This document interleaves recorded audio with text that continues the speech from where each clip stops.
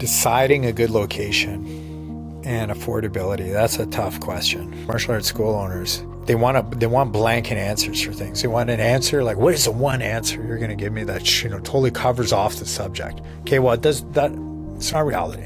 Okay, tell me something in life that's like that. Like, sure, there's some things.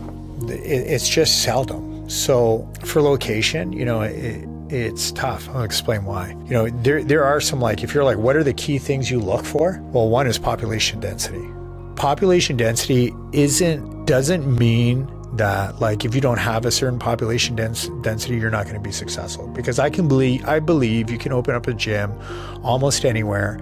I was talking about the guy who takes home $238,000. Well, his gym city's population is 10,000 people. So what's the excuse there? He has 190 students. He grosses $500,000 a year. So what's the excuse? Is it an ideal place? No, absolutely not. An ideal place would have several thousand people per square kilometer or per square mile. For instance, in Brooklyn, New York, I know because Coach Omar has a gym there, their population density is 27,000 people per square mile. So it's like a city within a square mile. So the likelihood of succeeding is very, very high just due to numbers. So think, if you only need 250 people to be successful, well, for sure you're going to get it. There's 27,000 people per square mile. So population density is one for sure. If you're running a gym that's based on families, which you should, fine print, you should open up a gym based on families. You want to check how many elementary schools are around there, because that means lots of families are around there. Those are my top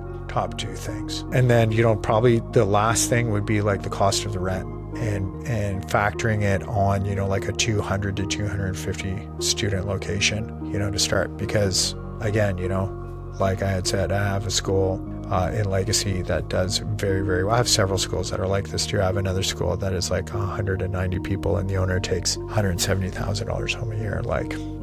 He's doing real well. Works, 3 days a week, 4 days a week. So I would say population density, elementary schools close by, and, rent. If I had to give three things on picking a location, those would be my top three.